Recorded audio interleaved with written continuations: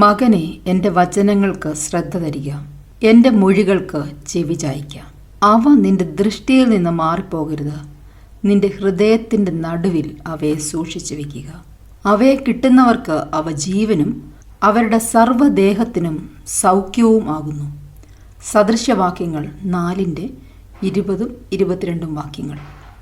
ജീവനും സൗഖ്യവും നാം എല്ലാവരും ആഗ്രഹിക്കുന്നു. ജ്ഞാനത്തിൻ്റെ ഉപദേശം ശ്രദ്ധിക്കുക. അവയെ കിട്ടുന്നവർക്ക് അവ ജീവനും അവരുടെ സർവ്വദേഹത്തിനും സൗഖ്യവുമാകുന്നു. ആധുനിക ലോകത്ത് ഏറ്റവും അധികം മനസ്സ് മടുപ്പിക്കുന്ന അനുഭവമാണ് രോഗാവസ്ഥ. മരുന്നുകളുടെ അമിത ഉപയോഗം പലപ്പോഴും കടുത്ത വിഷാദത്തിലേക്കും കടക്കെണിയിലേക്കും പലരെയും തള്ളിയിടുന്നു. ജീവനും സൗഖ്യവും പ്രാപിക്കുവാനുള്ള വഴി എന്താണെന്ന് ഈ വാക്യങ്ങളിൽ വ്യക്തമാകുന്നു. വചനങ്ങൾക്ക് ശ്രദ്ധ തരിക, മൊഴികൾക്ക് ചെവി ചായ്ക്കുക. വചനം ശ്രദ്ധയോടെ കേൾക്കുവാനും ഉൾക്കൊള്ളുവാനുമുള്ള ഒരു ആഹ്വാനം. അവ നിന്റെ ദൃഷ്ടിയിൽ നിന്ന് മാറിപ്പോകരുത്.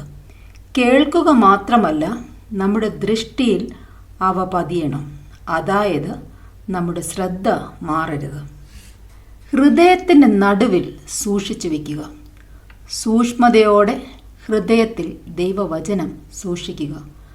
പാപം ചെയ്യാതിരിക്കേണ്ടതിന് വചനത്തെ ഹൃദയത്തിൽ സൂക്ഷിക്കുക. എങ്ങനെയാണ് നാം ദൈവവചനം കൈക്കൊള്ളുന്നത്? വചനം വായിക്കുവാൻ നാം ദിവസം പ്രതി ശ്രദ്ധിക്കാറുണ്ടോ?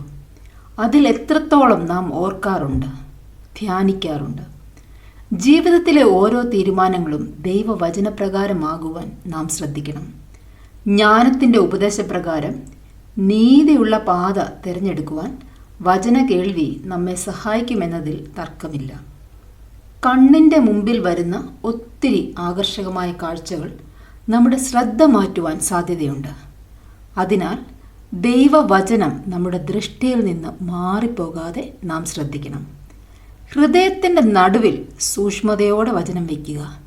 എല്ലാത്തിലുമുപരി വചനം കേൾക്കുക, വായിക്കുക, ഓർക്കുക, ഉപയോഗിക്കുക.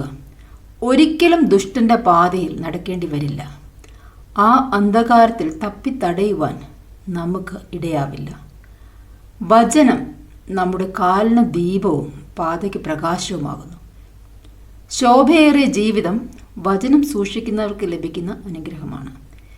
ഈ വചനങ്ങളാൽ ദൈവം നമ്മെ സഹായിക്കട്ടെ. ഞങ്ങളെ വിളിക്കുവാൻ ആഗ്രഹിക്കുന്നുവെങ്കിൽ 09880221957 എന്ന നമ്പർ ഉപയോഗിക്കുക.